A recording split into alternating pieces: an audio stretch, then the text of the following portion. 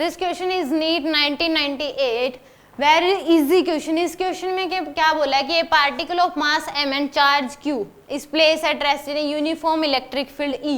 यानी लो कि इस केस में क्या है कि यूनिफॉर्म इलेक्ट्रिक फील्ड है E की, किसी भी डायरेक्शन में आप इसमें मान सकते हो, मेंशन नहीं है, तो यूनिफॉर्म इलेक्ट्रिक फील्ड क्या है, E की है। यहाँ पे एक पार्टिकल है जिसका मास m है, उस पर चार्ज कितना है, q का चार्ज है।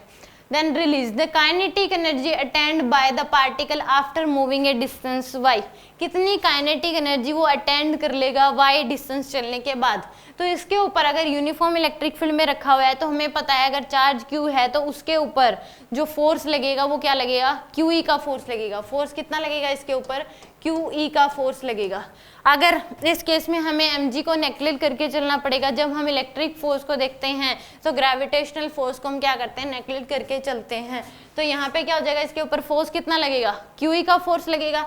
तो इसके एक्सेलरेशन कितना आ जाएगा, qe बाय में m, इतना एक्सेलरेशन होगा इस केस में। इनिशियली ये क्या था, रेस्ट में था, अब ये फोर्स लग गया यानी कि एक्सेलरेशन है, तो इसमें y डिस्टेंस चलने के बाद इसके पास क्या हो जाएगी, कुछ ना कुछ वेलोसिटी ये क्या कर लेगा, अटेंड कर लेगा। तो यहाँ पे जो वेलोसिटी है वो हम कैसे निकालेंगे, थर्ड इक्वेशन ऑफ मोशन से हम निकाल सकते हैं कि y डिस्टेंस चलने के बाद इसके पास वेलोसिटी कितनी आ जाएगी, तो v स्क्वायर इक्वल टू क्या हो जाएगा, u square plus 2as।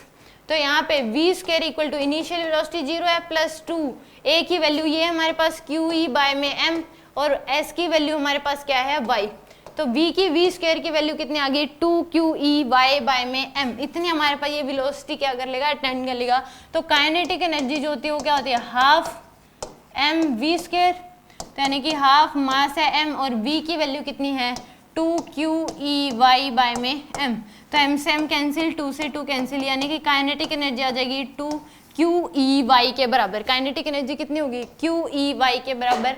First option क्या है इसमें करेक्ट है। सिंपल हमें ये बताना चाहिए अगर इलेक्ट्रिक फील्ड में चार्ज रखा हुआ है तो उसके ऊपर फोर्स लगता है qe के बराबर। तो एक्सेलरेशन क्या होता है, फोर्स बाय मास।